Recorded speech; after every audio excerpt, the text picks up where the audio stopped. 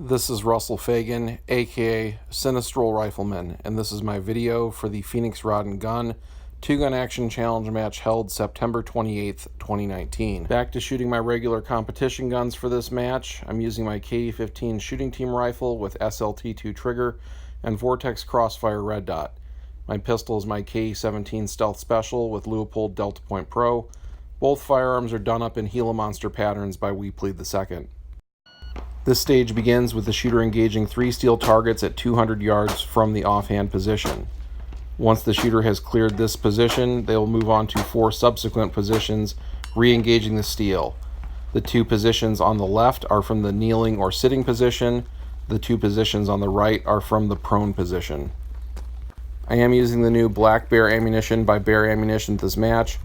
While these cartridges do feature steel cartridge casings, the projectiles are standard copper jackets, making it safe to use at any of the local matches that prohibit bimetal jackets. As you'll see throughout the course of this video, it does cycle reliably in this rifle with 5.56 NATO chamber, rifle length gas system, and low mass carrier.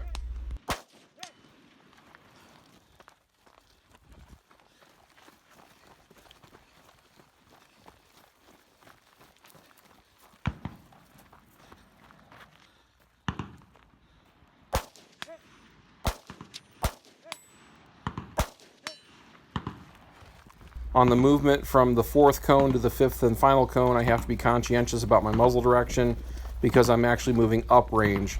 The 5th cone was behind the 4th one. On this stage, I am 2nd out of 11 in Armored Division and 2nd out of 44 shooters overall. This stage begins with an unloaded and flagged rifle held in the shooter's hands. They transition their pistol at the buzzer. The 180 does not apply to the rifle because it is verified unloaded. From each of these cones, the shooter must engage these 3 steel targets. The shooter does this in a sequence of cone 2, then 1, then 3, then 1, then 4.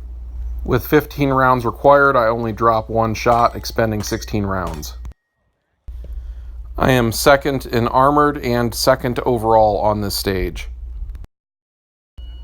This stage presents the shooter with a few requirements. All shots fired from the left barricade must be fired from the left shoulder. All shots fired from the right barricade must be fired from the right shoulder. The shooter must transition ports for each target. All the hits on the target are cumulative, so if they hit the no-shoot white area multiple times, each hit counts. If you hit the -1 multiple times, each hit counts. The shooter must use all of the ports except for the 6 across the very bottom. Because of the way the requirements for this stage were written, super gamer Ian McCollum of Forgotten Weapons came up with the idea to shoot 3 rounds off the strong side shoulder, then save 1 headshot for the support side shoulder. So I'm actually executing his stage plan on this because it was a good idea given the totality of the stage design. Because the center zones are surrounded by no-shoot, taking those off your strong side shoulder makes the most sense in any case. Missing with your support side shoulder on the headshots is of less consequence because it would just be a miss rather than incurring a no-shoot penalty at the same time. Things slow down for me on this side because I have to pay more attention to which target I'm engaging to make sure I don't double up on one. It's also harder for me to see through the red dot off my support side from these awkward positions because while I do practice for my support side often, practicing support side through a VTAC isn't something I do regularly. The end result is that I just dropped that 1 - 1 outside the 0 zone. Everything else is in the zeros on both the head and the body on all 6 targets.